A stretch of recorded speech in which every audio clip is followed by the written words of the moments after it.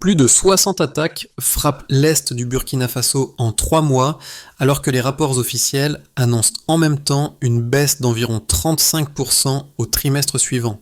Ce choc entre deux chiffres donne l'image d'un pays au bord de l'effondrement et pourtant d'un territoire qui tente encore de stabiliser ses villages désertés et ses routes meurtries. Dans cette tension où tout peut basculer, que signifie pour vous la présence d'Ibrahim Traoré directement auprès des troupes plutôt que loin derrière un bureau?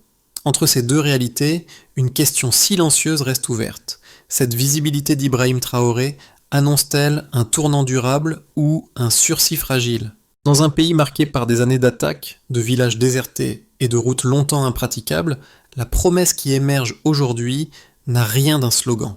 Elle repose sur des signes concrets, modestes mais répétés, qui redessinent peu à peu la perception du possible. Ce mouvement offre à la population un bénéfice immédiat et mesurable. Retrouver une stabilité quotidienne, fragile mais réelle. Une respiration qui semblait inaccessible il y a encore quelques mois.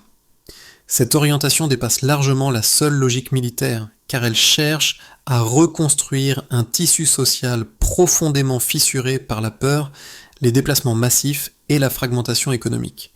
Les puits réparés, les écoles qui rouvrent, les premiers retours de famille jouent ici le rôle de repères tangibles capables de transformer des zones vulnérables en espaces où la vie recommence à circuler.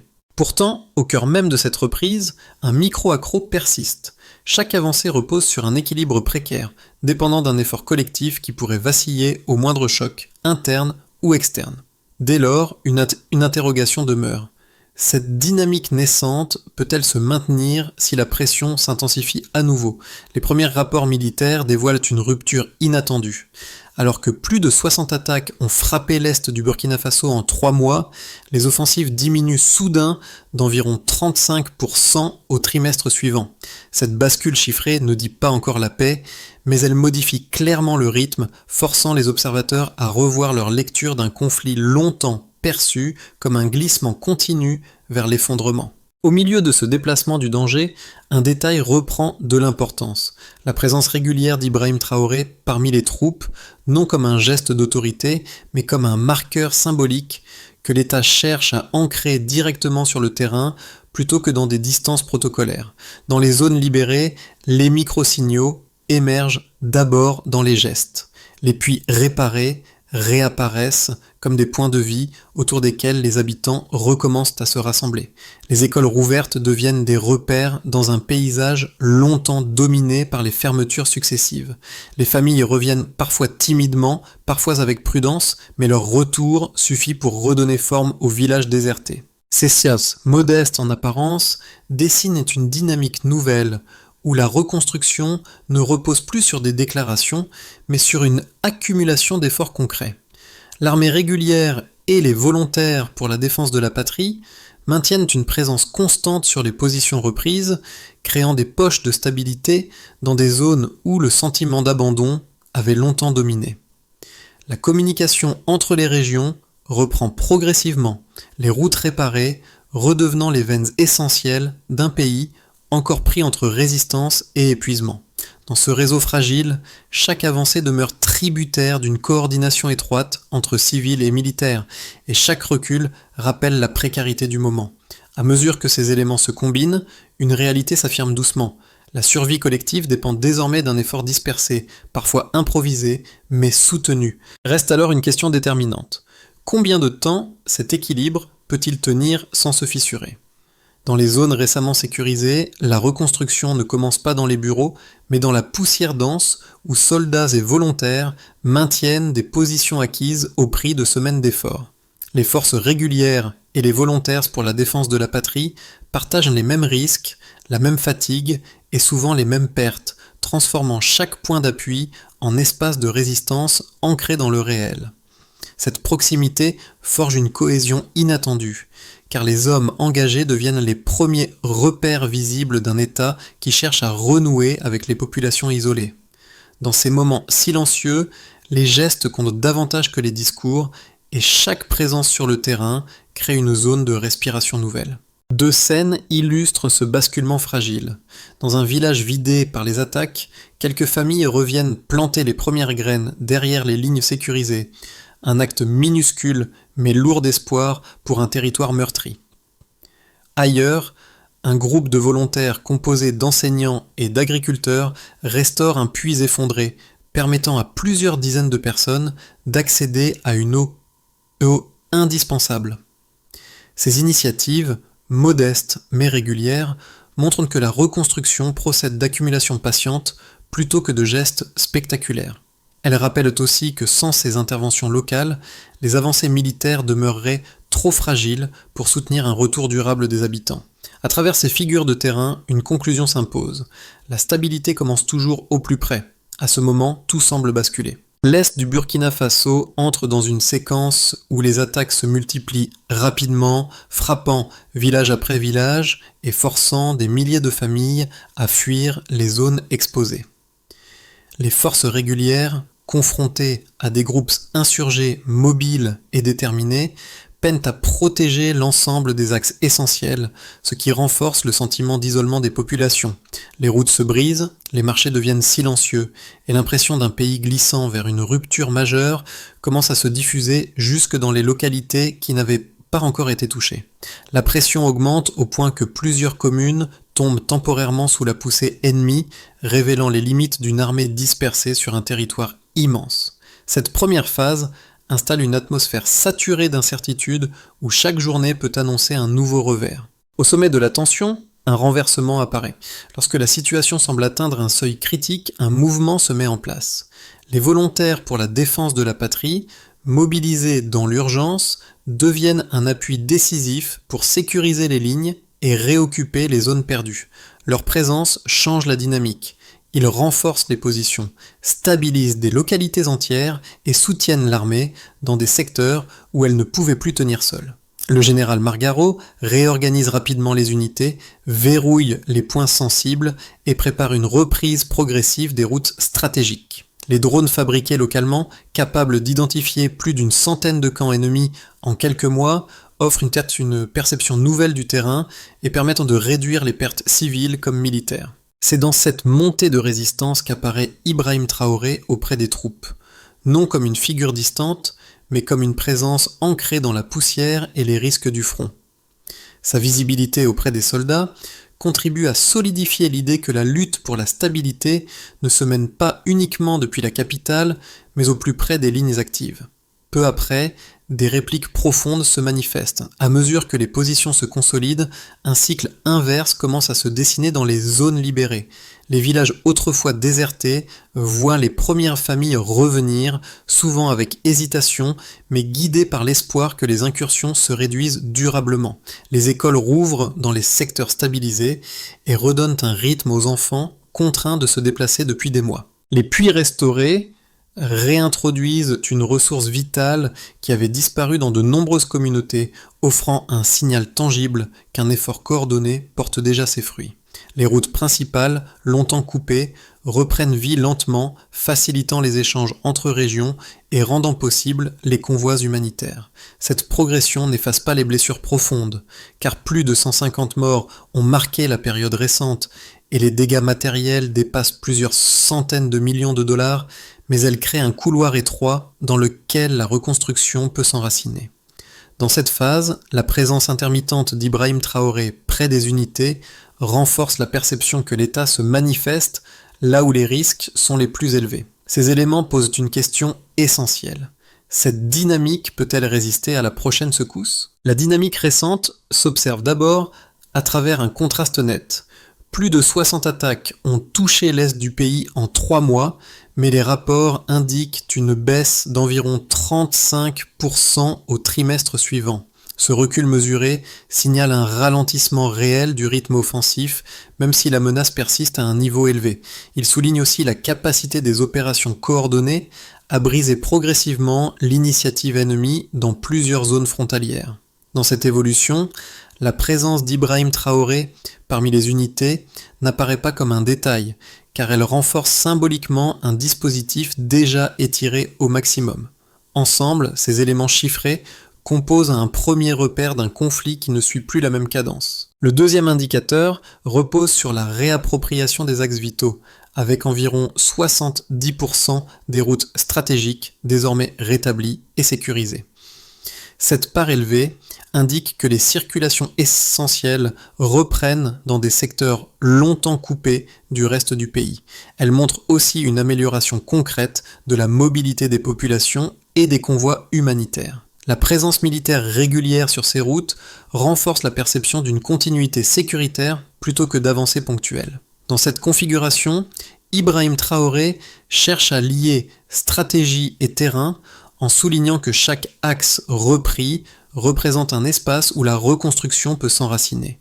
Le troisième repère concerne la mobilisation populaire avec plus de 100 000 volontaires formés au sein des VDP à la fin du premier semestre 2025. Ce volume important traduit une participation citoyenne massive dans des zones où l'armée isolée n'aurait pas pu tenir durablement. Il sert aussi de socle logistique pour consolider les positions reconquises et stabiliser les villages encore vulnérables. La combinaison entre forces régulières et volontaires crée un réseau de défense hybride capable de maintenir la pression sur les groupes insurgés. Cette configuration, soutenue par les visites d'Ibrahim Traoré, nourrit l'idée d'une mobilisation qui dépasse la hiérarchie militaire classique. Les drones fabriqués localement ajoutent une couche stratégique décisive en détectant plus d'une centaine de camps ennemis en quelques mois. Leur utilisation optimise l'identification des menaces dans les zones difficiles d'accès, réduisant les risques liés aux patrouilles terrestres. Cette surveillance aérienne soutient l'ensemble du dispositif en donnant à l'armée une perception plus fine du terrain. Les forces engagées peuvent ainsi réagir plus rapidement aux mouvements adverses sans multiplier les pertes. Dans ce contexte, la présence d'Ibrahim Traoré au plus près des unités renforce l'idée d'une défense qui conjugue technologie émergente et engagement humain. Ces trois repères numériques forment une cartographie claire d'un conflit en mutation. Ils montrent une réduction de la capacité offensive ennemie, une reprise progressive des circulations vitales et une mobilisation citoyenne qui soutient la cohésion interne. Ils ne disent pas encore la victoire, car les pertes humaines dépassent 150 morts et les dégâts économiques se chiffrent en centaines de millions de dollars. Ils indiquent cependant qu'un équilibre fragile commence à se structurer autour de poches stabilisées où les villages reprennent vie. Reste alors une question essentielle. Ces chiffres peuvent-ils se convertir en stabilité durable ? Les critiques de la stratégie actuelle soulignent d'abord un risque majeur.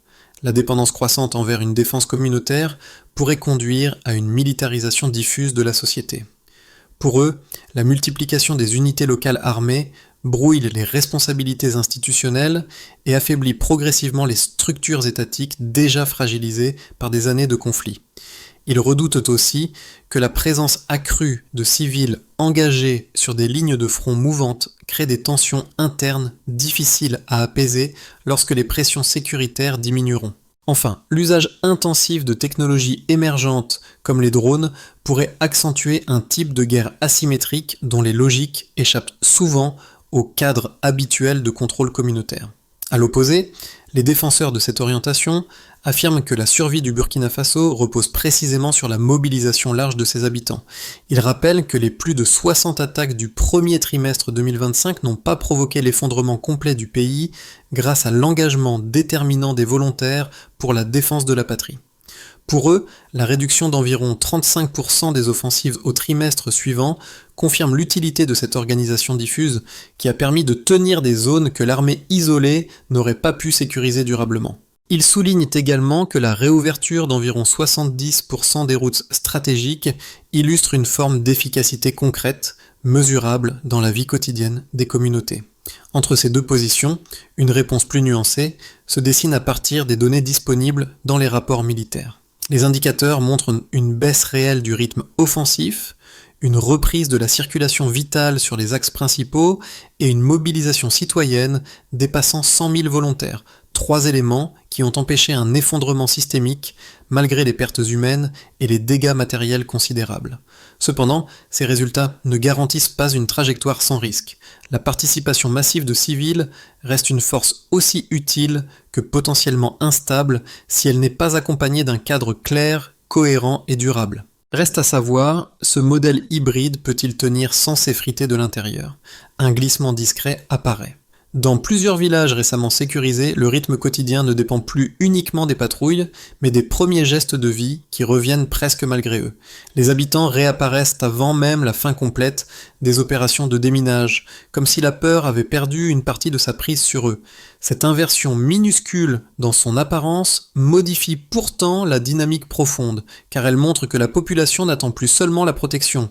Elle recommence à agir, à occuper l'espace, à reprendre place dans un territoire longtemps abandonné. Dans ce mouvement spontané, la présence d'Ibrahim Traoré au milieu des unités prend une valeur nouvelle, moins comme une inspection que comme un accompagnement d'un basculement social en cours. À Tenko, soldats et VDP notent que l'ordre des choses change. Ce ne sont plus les unités armées qui dictent entièrement le tempo, mais les villageois qui réinstallent des activités quotidiennes. Cette bascule oblige les décideurs à repenser la suite, car une population qui recommence à exister par elle-même transforme l'allure même du conflit. Tout indique qu'un moment charnière se joue, fragile mais déterminant. Reste une question, ce retournement peut-il se consolider sans s'épuiser? Dans les zones rurales, une nouvelle respiration s'amorce. Dans les espaces ruraux longtemps isolés par les attaques, la réouverture progressive des routes stratégiques modifie profondément le quotidien. Les cultivateurs et les familles peuvent à nouveau circuler, accéder au marché et rejoindre les zones stabilisées sans craindre chaque détour de piste. La réparation de plus de 300 puits offre un avantage vital, car elle rétablit une ressource essentielle dans des villages où l'eau devait parfois être cherchée à des kilomètres. Les retours restent prudents, mais ils s'intensifient là où les forces régulières et les VDP maintiennent une présence durable, renforcée symboliquement par les visites d'Ibrahim Traoré sur les axes sécurisés. Dans les Burkina Faso News, ces signes apparaissent comme les premiers indices d'une stabilisation possible. Pour les travailleurs économiques, une reprise fragile se dessine. Les dommages économiques dépassant les centaines de millions de dollars ont plongé de nombreuses familles dans l'incertitude. Mais la baisse d'environ 35% des attaques crée un environnement légèrement plus respirable. Dans les marchés rouverts, même timidement, la réapparition de quelques étals indique que les échanges reprennent une cadence minimale. Les 70% de routes sécurisées servent de couloirs de circulation nécessaires pour les artisans, les commerçants et les transporteurs. Cette reprise reste fragile, mais elle apparaît de plus en plus dans les Burkina Faso News et dans les recherches liées à Ibrahim Traoré Burkina Faso, où l'on suit de près les retombées concrètes des opérations menées sur le terrain. Les communautés redécouvrent ainsi une respiration économique qui semblait perdue. Pour les populations déplacées, un retour prudent prend forme. Les plus de 2 millions de déplacés vivent une situation contrastée. Les retours demeurent limités, mais ils augmentent dans certains villages où les positions sont sécurisées en continu par les VDP. La restauration des puits, la reprise d'écoles et la présence militaire créent des îlots de stabilité capables de soutenir des retours progressifs. Les familles qui reviennent naviguent entre soulagement et prudence, conscientes que la situation peut encore basculer en quelques jours. Dans plusieurs Ibrahim Traoré interviews relayées localement, l'accent est mis sur la nécessité de protéger ces couloirs de retour afin d'éviter une nouvelle vague de déplacements forcés. Le défi principal demeure la consolidation de ces poches de stabilité. Au sein des institutions locales et nationales, une légitimité renouvelée apparaît. Les autorités, longtemps critiquées pour leur distance avec le terrain, regagnent progressivement en crédibilité grâce aux visites régulières, aux engagements concrets et à l'utilisation de drones capables de détecter plus d'une centaine de camps ennemis.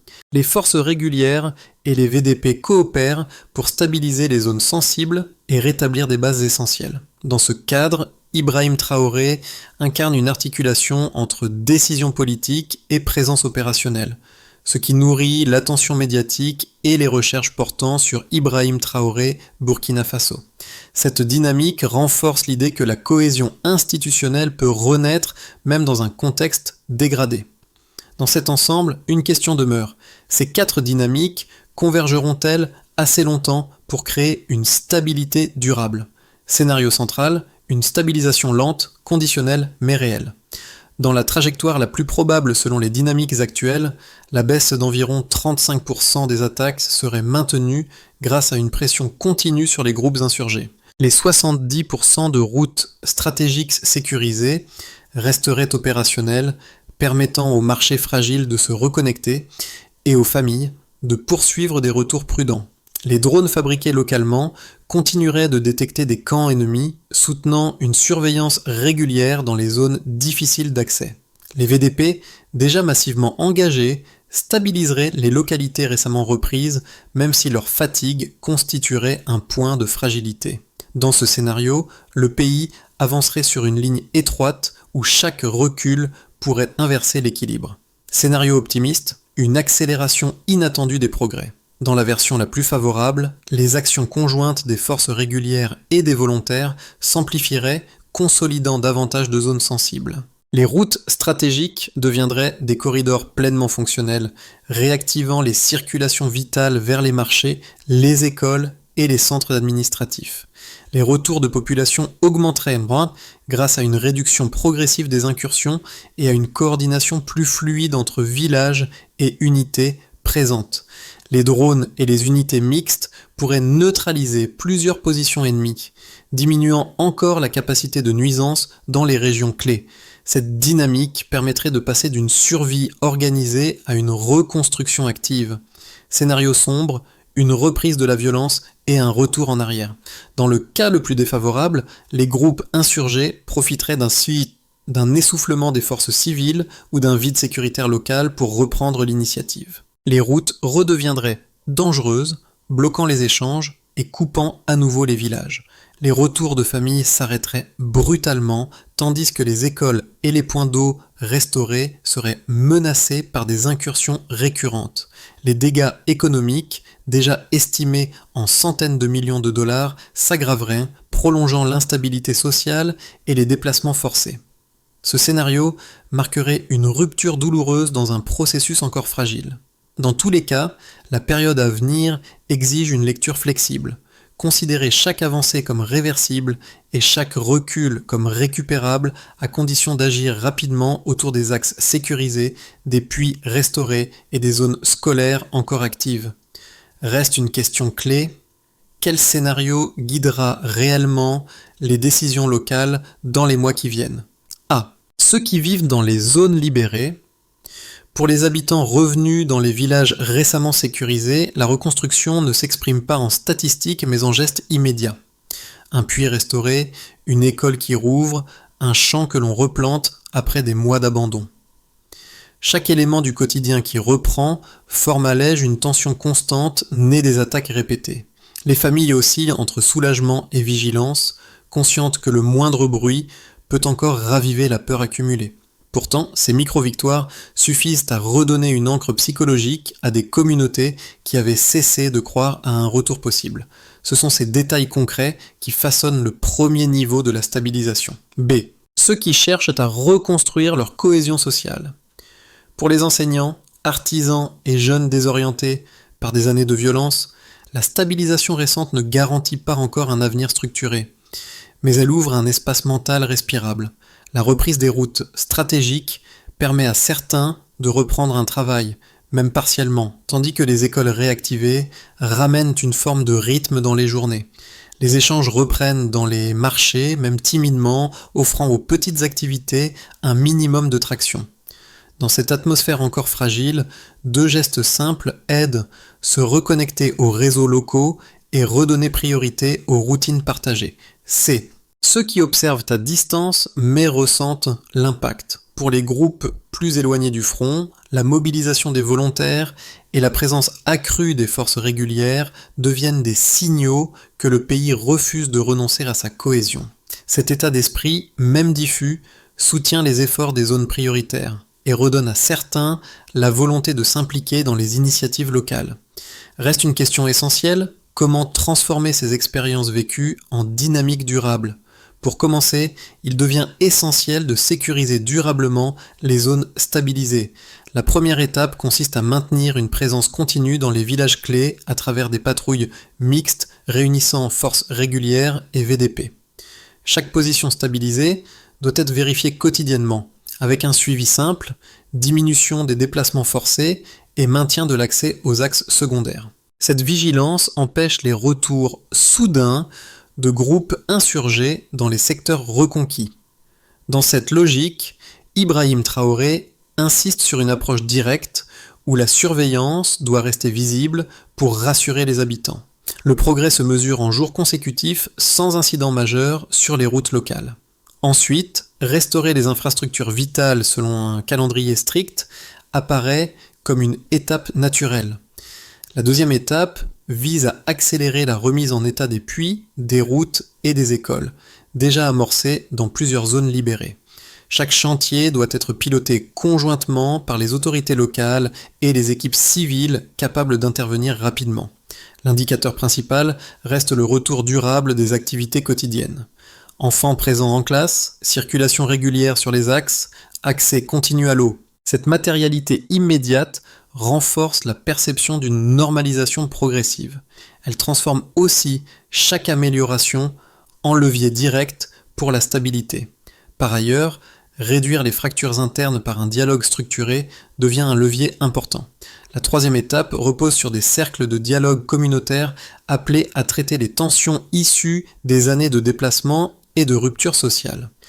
Les responsables locaux, accompagnés de représentants sécuritaires, doivent organiser des rencontres régulières afin d'écouter, recenser et apaiser les sources de conflits. Le succès se mesure par une participation citoyenne croissante et une diminution des tensions entre groupes. Cette cohésion progressive soutient les efforts de reconstruction et évite l'érosion de la mobilisation actuelle. Reste une question décisive. Ces trois axes suffiront-ils à verrouiller la reconstruction naissante ? Dans les villages où l'on avait vu au début de la reconstruction des soldats exténués maintenir leur position et des volontaires réparer un puits effondré, les mêmes gestes réapparaissent aujourd'hui avec une portée différente. Ils ne disent plus seulement la fatigue et l'urgence, mais une persistance qui commence enfin à produire des résultats visibles dans la vie quotidienne. Les familles qui replantaient quelques graines dans un sol encore instable retrouvent désormais une forme de continuité, comme si chaque geste modeste devenait une façon de reprendre possession de leur histoire. Dans ces scènes où la poussière ne masque plus entièrement l'espoir, la présence régulière d'Ibrahim Traoré agit comme un rappel du moment où le pays avait semblé vaciller sans jamais céder. Elle relie les efforts silencieux des premiers jours aux transformations qui se dessinent maintenant avec plus de netteté. De cette accumulation lente et tenace, un motif s'impose. La dignité renaît pas à pas. Cette phrase simple reflète l'ensemble du parcours, depuis les puits relevés jusqu'aux routes reprises, et souligne que la reconstruction durable repose autant sur les actes minuscules que sur les décisions centrales. Alors, une question demeure. Combien de ces gestes pourront-ils encore s'additionner avant que le pays ne bascule vers une stabilité solide ? Lorsque le soleil descend sur les terres encore marquées par les combats, une image domine, celle d'un pays qui refuse de renoncer à ce qu'il peut reconstruire. Les marchés qui reprennent vie, les écoles rouvertes et les puits restaurés dessinent une énergie collective qui dépasse les frontières habituelles entre forces engagées, volontaires et habitants. Chacun, à son échelle, participe à transformer une succession de gestes modestes en un mouvement plus large, perceptible dans les villages comme dans les routes récemment sécurisées. Dans cette dynamique, les discussions publiques, qu'elles apparaissent dans les Burkina Faso News ou dans les échanges communautaires, rappellent que la reconstruction n'est pas un récit lointain, mais un travail partagé.